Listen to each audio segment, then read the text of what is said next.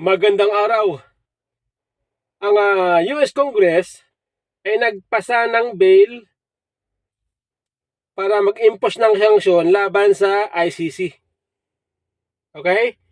Base po dito sa X, dating Twitter, the US Senate may approve a bill to impose sanction on International Criminal Court, ICC, after the ICC issued an arrest warrant for Israeli Prime Minister Benjamin Netanyahu and Defense Minister Yoav Gallant last year.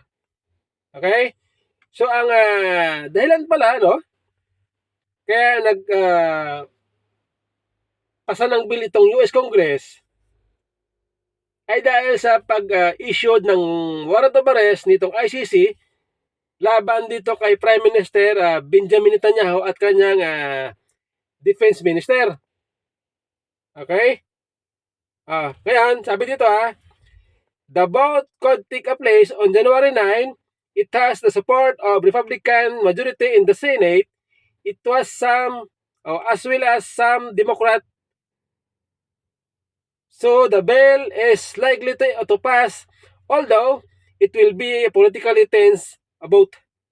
Okay, so ibig sabihin, ang majority ng Republican sa Senado ng US at maging yung ibang Democrats ay nagkaisa para isanksyon itong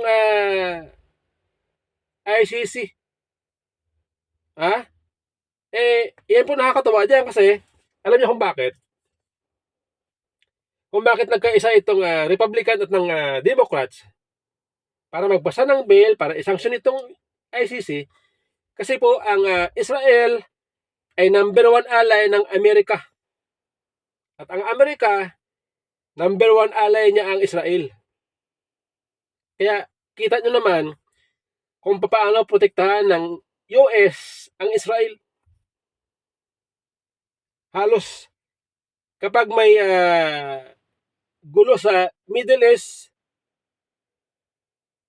laban sa Israel, halos buong person ng Amerika ipapadala nila sa Israel para lang protektahan ang Israel. Ganyan po kamahal ng Amerika ang Israel. Kaya maging sanction o maging bill, ginawa nila para i-sanction itong ICC. Kasi ayaw nilang pumayag na basta-basta na lang pahiyain ng ICC itong Israel na kanilang ally, number 1 ally. Hindi papayagan ng US itong ICC na basta-basta lang babastusin, ikulong itong Prime Minister ng Israel. Ngayon,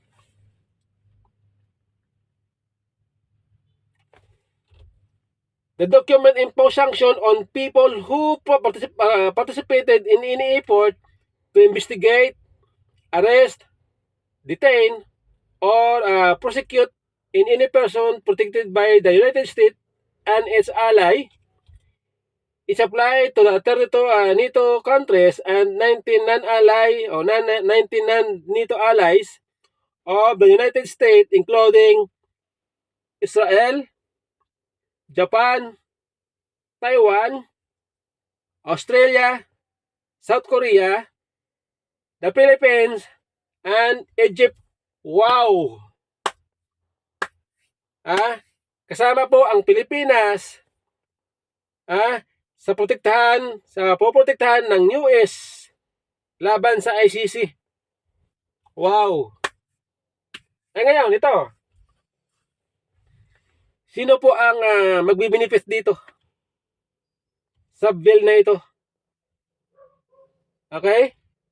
Ang magbe-benefit po, ang makikinabang, si Tatay Digong, si Senador Bato, si Senador Bongo, at siyempre tayo mga DDS. Kasi tayo po bilang mga DDS, bilang nagmamahal kay Pangulong Duterte at sa mga Duterte, tayo po kontra dyan sa ICC. Sapagkat tayo po ay naniniwala na itong war on drugs ng dating Pangulo ay isa pong pulisya na napakaganda at napaka-epektibo para labanan ang mga kriminal sa ating bansa. Tapos, ganun-ganun lang ang gagawin ng iba na gusto ipakulong si Tatay Digong sa ICC. Kaya, isa po tayo sa tutuwa sa naging aksyon ng US Congress para pigilan, para isanksyon itong ICC sa anumang kanilang gustong gawin. Tulad na nakalagay dyan, investigate, arrest, detain, prosecute at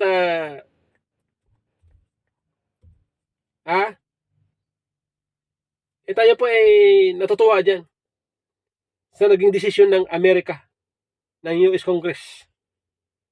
Okay? The bill is also provide for the cancellation of funds that the United States has allocated to the ICC and prohibits the allocation of any funds to the court in the future. Ako, patay. Pati pala mga pag-allocate ng pundo ng US sa ICC ay ititigil din nila.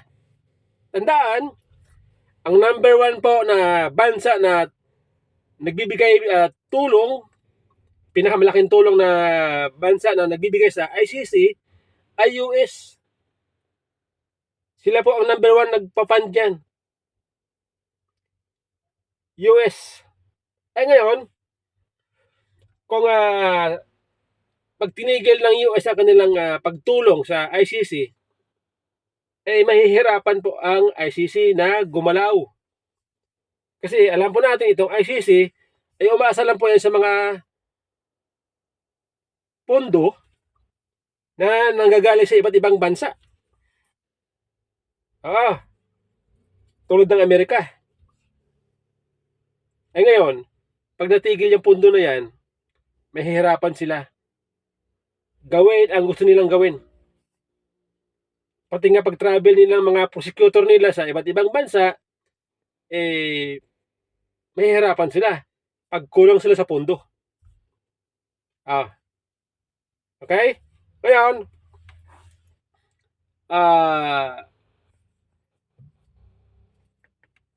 the House of Representatives voted for this bill in June 2024 and it was sent to the Senate in September. So if it is voted for, the US President can personally impose sanction by executive order. Okay?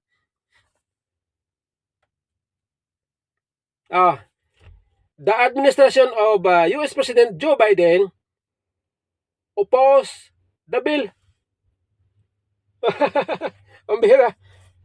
Si Biden pala ay kontra sa bill na ito. Ngayon, since ang majority ng Republican at ng ibang Democrat ay nagkaisa, wala siyang magawa.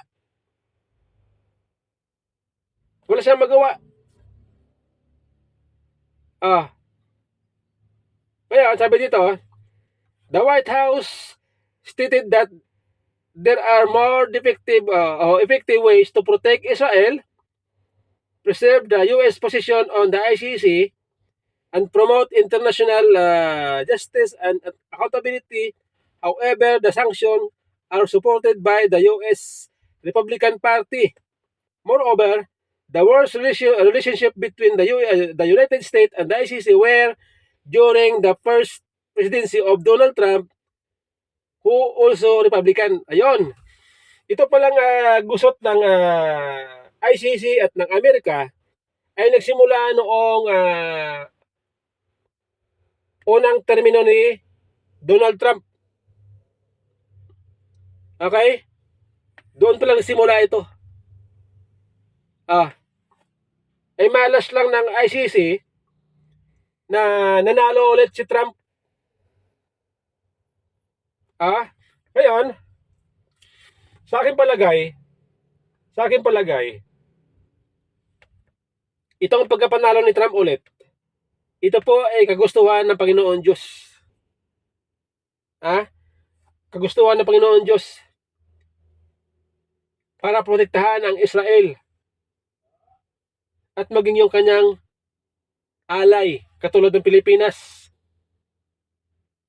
Ha? Kasi ako po naniniwala na kung Bible na pagbabasihan, sabi din sa Bible, ang leader ng anumang bansa, ayan po ay kagustuhan ng Panginoon Diyos. Kagustuhan ng Panginoon Diyos. Okay? Kaya ako po naniniwala dyan, kung nanalo po si Donald Trump, ay hindi po dahil sa anuman, kundi sa kagustuhan ng Panginoon Diyos. At siyempre, para na rin sa interest ng kanyang mamayan. Kung bakit nanalo si Donald Trump. Okay? Ayan.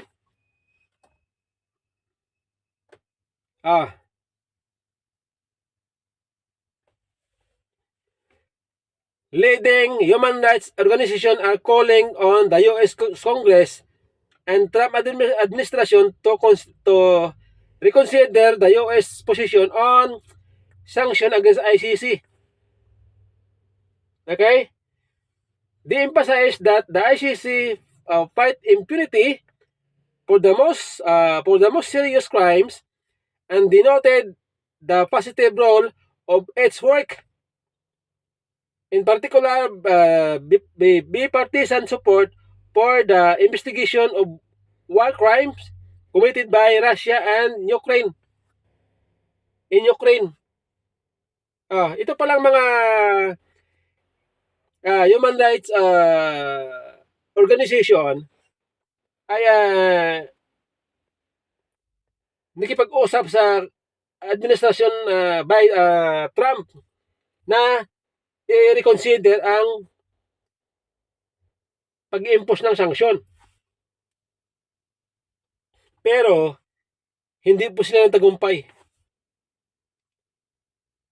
Hindi po sila pinakinggan ng US Congress. Sa halip, mas nagibabaw ang kanilang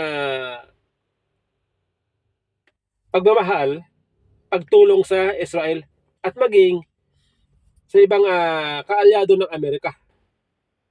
Kasi nga naman, kung titingnan natin, ito kasing ICC parang one-sided. Bakit kanyo? Kasi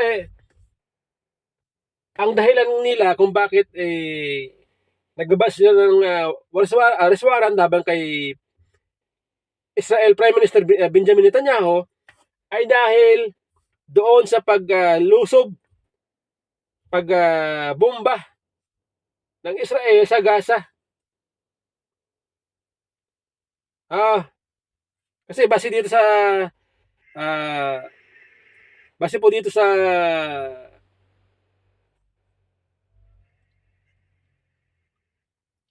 report ng Al Jazeera, yan po ang dahilan. Kasi sa aking pagkakatanda, meron isang head of state ng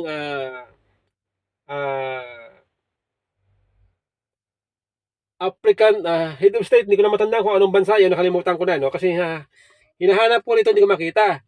Pero ang natandaan ko dati, meron isang head of state na galing sa African nation ang nag-file ng kaso laban kay Prime Minister Benjamin Netanyahu at kanyang Defense Minister sa ICC. At ito na nga yun. Ang problema sa ICC, ang kanilang gustong ipa-aresto, si Benjamin Netanyahu lang at kanyang Defense Minister. Bakit yung promotor ng paglusob doon sa Israel? Hindi nila ipa-aresto. Yung leader ng Hamas na inassassinate ng Israel, hindi nila pina-aresto. Mabuti na lang itong Israel, niyari itong mga leader ng Hamas. Ito na lang. Itong leader ng Iran na siyang promotor. Bakit hindi niya pina-aresto ng ICC? Kaya sa tingin natin, one-sided itong ICC. Dapat patas. Patas dapat ang ICC para hindi sila masilipan ng butas. Katulad yan. Kasi one-sided eh. Ah, di ba? One-sided. O, di ba? Eh ngayon, eh, dahil kasama ang Pilipinas sa protektahan ng itong bill na ito ng Amerika, eh tayo po ipapasalamat dyan sa Amerika, sa US Congress dahil nanalo ulit si Donald Trump. Salamat sa Panginoon, salamat sa uh, Peoples of America sa pagpili nila kay Donald Trump. Okay? At siyempre, bad news yan, ulitin ko, bad news yan sa mga gustong magpakulong kay Tatay Digong sa ICC. Bad news. Diba? Ngayon, dahil nga itong ICC ay walang police power, lalo siya mahirapan. Dahil dito sa bill na ito na pinasa ng ipapasa ng US Congress, itong mga bansa ngayon na mag-aalangan na tumulong sa ICC kasi pwede silang sanction ng US. Kasi nakalagay dyan kung sino man ang makipagtulungan para i-prosecute, ikulong, mag-investigate, arrest, isa-sanksyon ng US, paparusahan ng US. Kaya, mag-aalangan ngayon ang sino mang bansa na makipagtulungan sa ICC. Diba? Mag-aalangan sila ngayon kaya lalong mahirapan ang mga prosecutor ng ICC para ipatupad ang gusto nilang gawin na pagpa-aresto sa head of state na sa tingin nila ay nagkasala. Mahirapan sila. Doon na sa pagtigil ng Amerika sa pundo na binibigay nila, ina-allocate nila sa ICC, malaking dagok yon sa ICC. Malaking dagok. Di ba? Yan po ang epekto niyan. Ngayon, halimbawa, ito. Dito sa Pilipinas, kung halimbawa, si BBM nakipagtulungan sa ICC, yari sa kay Donald Trump. Yari sa kay sa Amerika kasi nakalagay diyan base diyan kung sino man ang makipagtulungan sa ICC, papaparusahan ng US. Kung intindihin natin yung sinasabi dito. Sabi dito, yan po ating pagkakaunawa.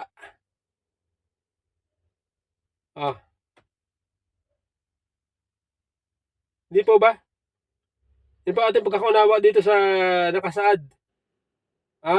Ulitin ko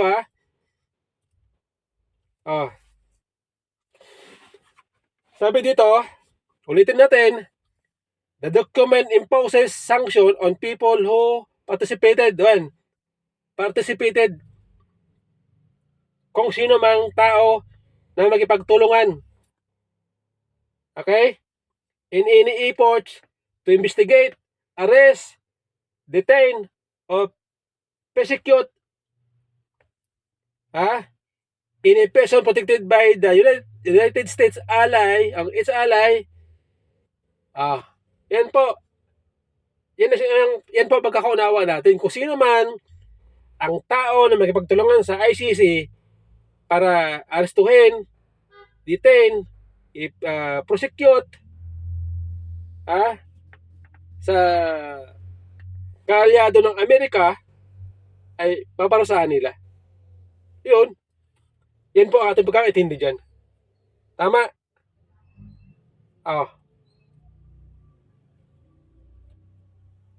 Kaya salamat sa US Congress. Yan na po ang ating masasabi dyan. Thank you. Thank you, Lord. Thank you, Lord. Thank you sa pagkapanalo ni Donald Trump.